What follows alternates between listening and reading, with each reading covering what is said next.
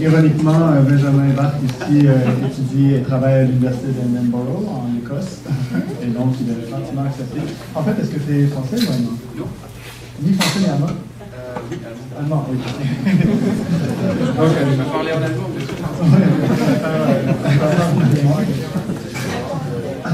Et en italien, ah oui. On vote. Et donc, Benjamin, aujourd'hui, son premier emploi, c'était comme pigiste. Il a fait une visualisation de réseau pour un client de télécom en Allemagne. Et ce qui est quand même ambitieux pour ceux qui ont essayé de faire de la visualisation de réseau, quand même, comment ça dire, c'est pas n'importe quoi. Et son dernier emploi en visualisation de données, il espère, sera en visualisation de données. Merci pour l'intro. Bonsoir. Ouais, c'est vraiment bizarre que moi, c'est le seul qui fait la présentation en français, mais bon. Si quelqu'un veut faire la traduction simultanément, on va voir. Ok, alors, je suis à Édimbourg et je présente le Design Patterns for Data Comics. Je n'ai pas traduit ça, je ne sais pas traduire, si quelqu'un m'aide.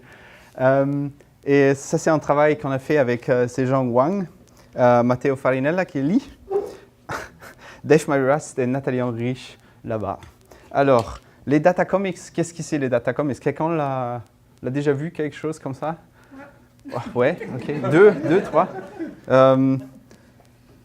Vous me donnez d'autres exemples. Donc, les data comics, c'est un format assez nouveau, on pense.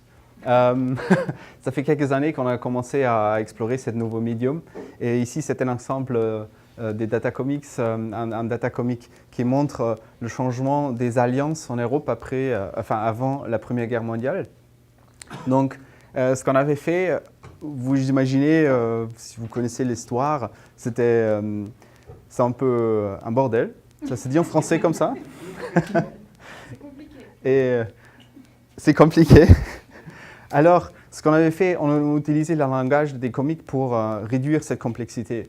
On a des panels, des petits panels qui focalisent le reader à un message par panel.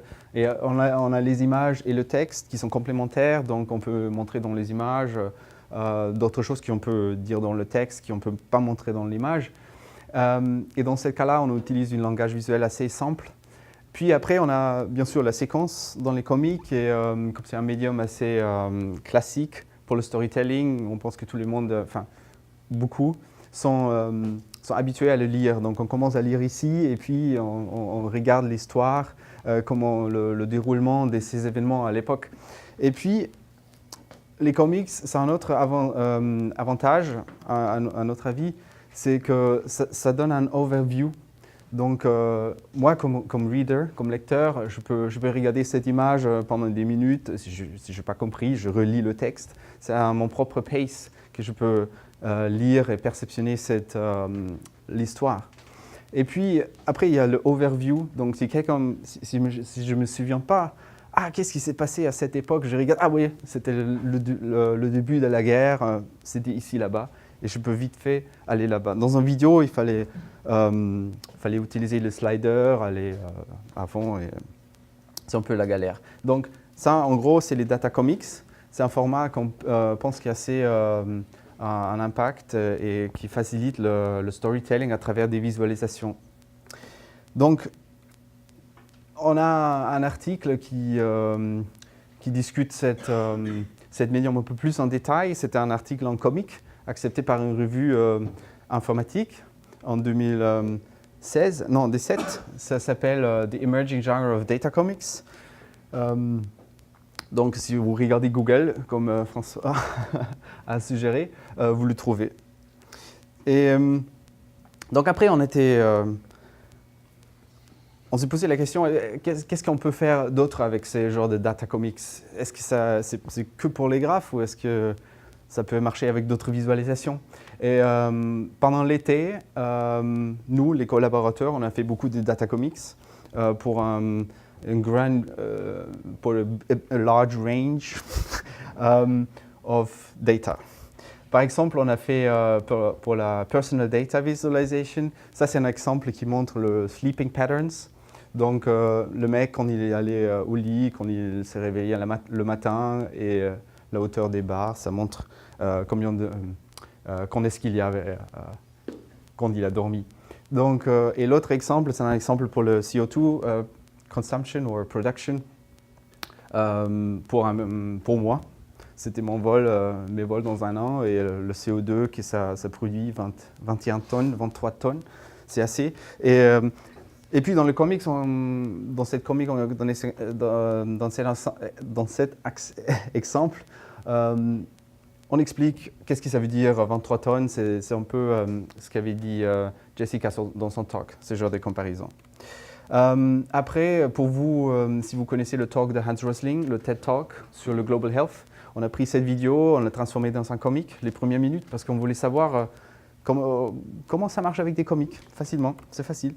Puis Matteo, il a pris une expérience d'un article Neuroscience qui montre une expérience avec un souris. Il a transformé ça en comic, et Matteo, c'est professionnel, vous voyez. Donc, si vous voulez voir plus des comics, il y a le website datacomics.net. Et donc, pour les autres gens qui connaissent d'autres datacomics, envoyez-nous les datacomics, comme ça on peut les mettre sur le website et les partager avec tout le monde en fait. Alors, à ce moment-là, on se disait, ok, nous, ça a pris beaucoup de temps de le faire. Comment est-ce qu'on peut aider aux autres de créer des datacomics? Où est-ce qu'on va commencer? Comment est-ce qu'on peut lower the bar pour les autres de commencer les datacomics? Et alors, on s'est décidé de faire des design patterns. Design patterns, c'est un concept qui vient de l'architecture. Par exemple, dans l'architecture, on a des portes, des fenêtres, des terrasses, tout ça. Et c'est un objet qui revient. C'est un pattern qu'on peut utiliser pour une solution spécifique. Ici dans l'architecture, mais ça peut s'utiliser dans la computer science et dans le design en général. Alors, nous, en design patterns pour le data comic, qu'est-ce que c'est? On se disait que voilà, ça c'est un ensemble de panels avec un layout visuel et avec une relation dans le contenu. Donc il y a une certaine relation narrative ou temporelle entre les panels. Et c'est des petits composants réutilisables. Alors ici, ça c'est un exemple qu'on appelle Zoom. C'est super facile en fait. C'est un layout linéaire. Je commence à lire ici. Je vois l'Afrique. Je fais un zoom in dans Uganda et puis un autre zoom in. Et la relation de contenu, c'est en fait la granularité. Donc on va faire un zoom. Et il y a des pendants dans le vidéo. C'est un zoom animé par exemple. C'est un autre design pattern qu'on a trouvé, le temporal sequence. C'est facile à lire.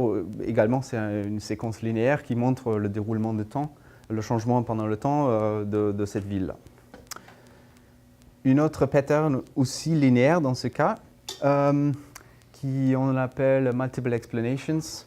Ça veut dire que c'est la même visu, presque, mais dans chaque panel, on montre un aspect divers. Et à ce moment-là, je peux jouer avec le layout. Dans cet exemple-là, c'est très linéaire. Je commence à ça, puis ça, et puis ça. Mais si je change le layout et un peu la taille, ça s'écasse, en fait, la linéarité, et ça devient plus exploratif. Maintenant, je peux commencer à lire là, ou peut-être ça c'est grand, donc peut-être c'est plus important que les autres. Donc il n'y a plus de linéarité dans ce moment. Et donc, ici, un autre pattern qu'on appelle le large picture. On a une grande visualisation là, c'est de l'exemple de Hans Rosling. Et puis, il y a des petites panels, ça se voit un peu mal sur l'écran là. Il y a des petites panels là, chaque panel montre un détail de cette grande picture. Donc, ça c'est un pays, c'est la Chine, donc cette panel-là parle de la Chine. Cette panel-là parle des États africains. Donc ici aussi un peu la structure linéaire au début, et puis je peux choisir quel panel je veux lire, quelle partie de la visualisation je veux comprendre mieux. Et un dernier pattern que je veux présenter maintenant, c'est le flashback. On l'appelle flashback. Parce que ici, je commence à lire là, je lis la visu, je lis ça. Et là, c'est le mec qui demande « Oh, what's about this ?»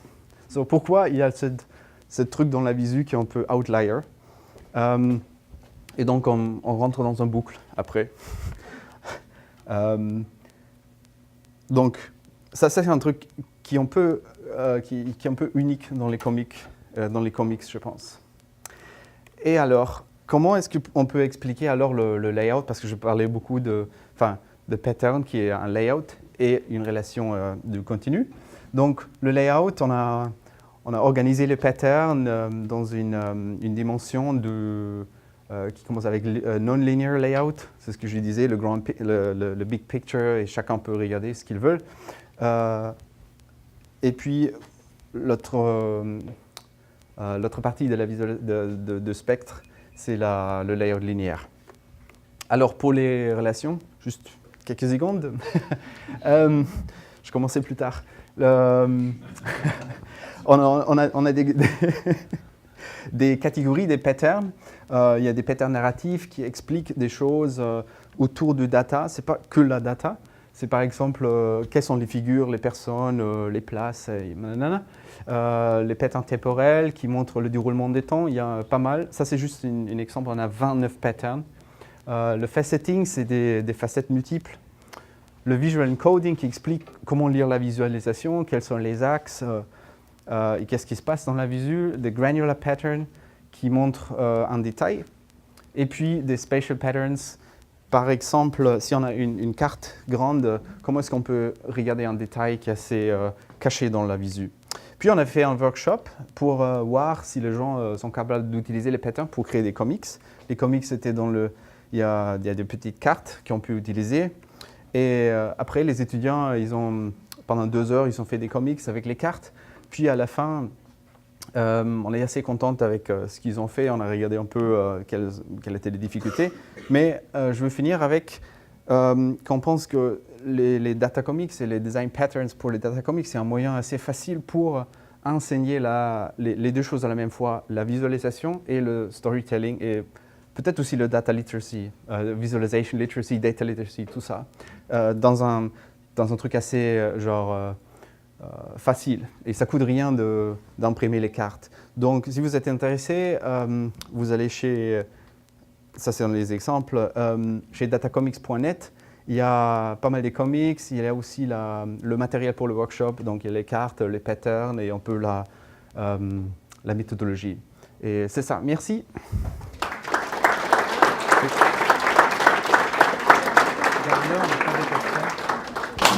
Merci beaucoup, Benjamin. Est-ce qu'il y en a qui ont des questions? You can ask in English. You can also ask in English, Italian, and German, apparently. And another one, undisclosed yet. Arabic, I guess. Spanish, okay. Mandarin. So no question, or it was very clear, and you have the link there, anyway, if you're interested to know more, as I mentioned.